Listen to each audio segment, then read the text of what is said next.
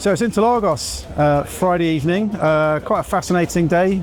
Sprint qualifying we've had today. It's a McLaren lockout on the front of the grid. Fascinating dynamics for the championship. Obviously, Max Verstappen, the Red Bull's still struggling a bit for pace here. Third quickest team in reality. Ferrari are there, but McLaren's a step ahead. And obviously Sunday, Max has got his grid penalty, 5 places back, so it's going to be a fascinating fight.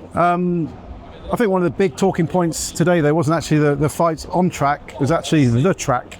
We talked a bit yesterday about the resurfacing, kind of the impact it was going to have, what was degradation going to be like, and the track surface. All those predictions came correct. Track seems slightly smoother. Degradation is high, but not too much. Track temperatures have fluctuated hugely today, kind of 60 degrees during practice. It's going to be very hot for the sprint race tomorrow. But what we didn't know yesterday, that the drivers quickly found out today, was it's bumpy, really bumpy. Drivers have been complaining. I joined my colleague here, Phil. Phil, what have they said? How bad are the bumps?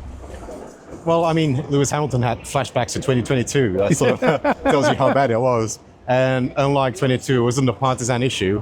Everybody had it. Yeah. So Red Bull was suffering, McLaren was suffering, Mercedes was suffering. So it seems pretty common that the resurfacing and whatever treatment they gave to the track has introduced some more bumps, some more bouncing, which is obviously not what you want. You don't repave the circuit to make it worse. So yeah, it's a bit of a headache.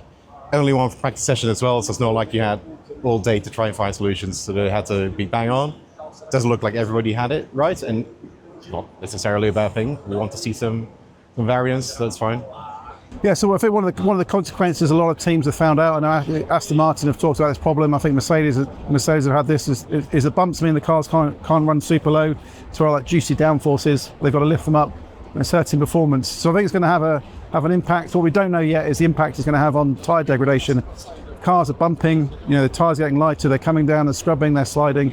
So it could yet have a big impact in the race. Obviously all attention today, Oscar Piastri, a superb lap in qualifying in his second attempt to grab sprint pole. Lando Norris and him, they were kind of vying for it. Lando had a second attempt.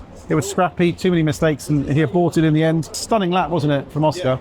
Yeah, it was, and I think he needed it as well, because if you look at their qualifying results, it's very much shifted towards Norris. Oscar's had too many mistakes himself in previous races, just didn't quite get it right, and now he's just ahead by almost nothing. So he's very tight, but very good for him to get that pole, even if it's not a real pole. Just to beat Lando in a competitive session, I think is important for him. McLaren obviously brought down a new rear wing to this circuit, so it's sort of in-between solution between low downforce and medium downforce. So an extra option in case it stays dry, which it did today. So that worked out well, because nobody else had really an upgrade up other than Sauber. It didn't really do that much for them. So yeah, good on McLaren. It looks like they have the upper hand here. But again, with the surface, still some question marks both for the sprint and for the race itself.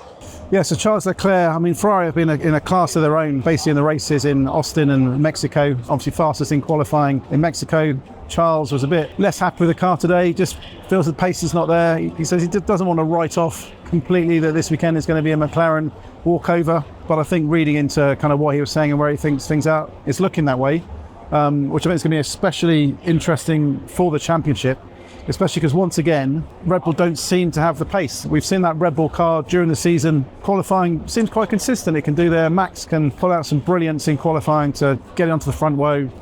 It's on Sundays, it drops off. Mexico was quite extreme, especially in the hard compound tyre. It couldn't get him to work. So it's going to be another difficult race.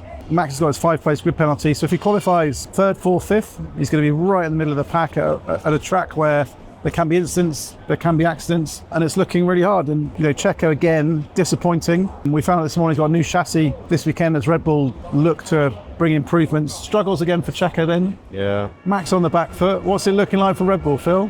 Not amazing, I suppose. Normally, especially in the race, if you have a grid penalty here, you can still make some moves and move up. But with the Red Bull that they have right now, it doesn't seem like it's going to be that straightforward. Checo, it's kind of interesting to see the language difference between him and the team. He's talking about the floor difference and what have you in the chassis, and the team are sort of downplaying the difference, aren't they? You spoke to them. Yeah, it doesn't look great, does it? So we'll see.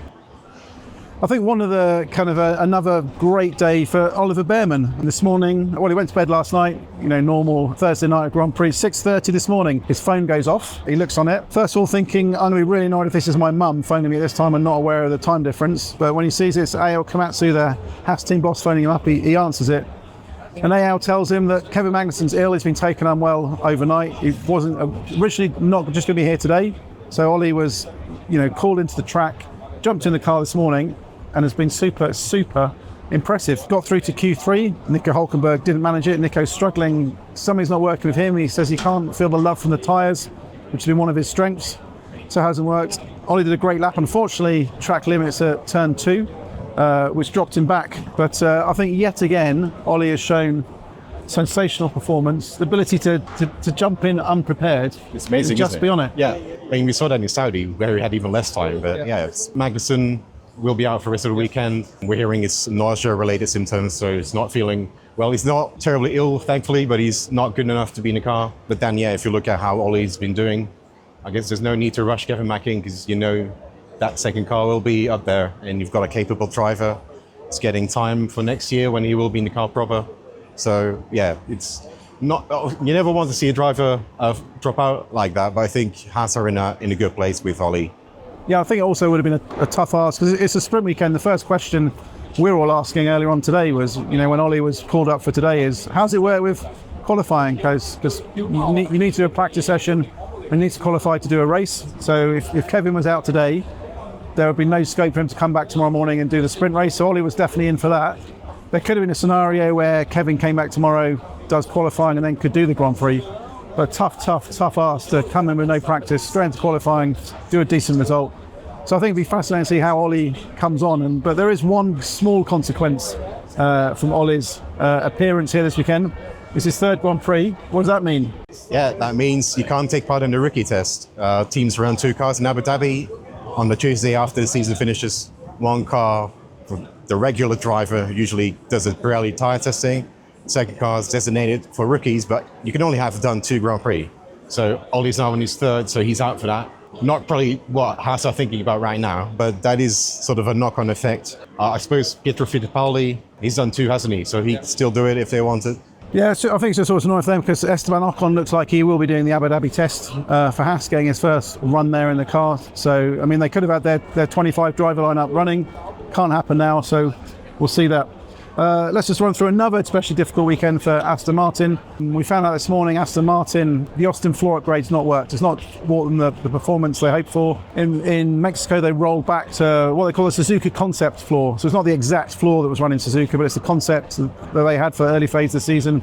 And Mercedes, again, difficult. Lewis Hamilton knocked out in Q2, just seemed despondent. It's no surprise anymore to him, he says. And George Russell down in 6th. So difficult time for Mercedes, isn't it? Yeah, it's sort of the classic Mercedes roulette. Are you going to have an amazing car, or are you going to be out in Q1? It's sort of it's so unpredictable with Mercedes, just how good their car can be. We know it's quick, but just getting it in that window seems to be even harder for them than it is for most other people. So it's such an enigma. It's really hard to predict what they're going to do at any given weekend, isn't it? But now all eyes are now on the sprint race tomorrow. McLaren's on the front row. We know they've not handled team orders especially well this season. There's been some controversies, issues in the press. Did they do the right thing on Monza, for example? But yeah, well, Oscar was asked about it, obviously, by various TV stations, and he kind of said the same thing everywhere. It's pretty clear that he will move over if he's asked to, or if he's in the position to.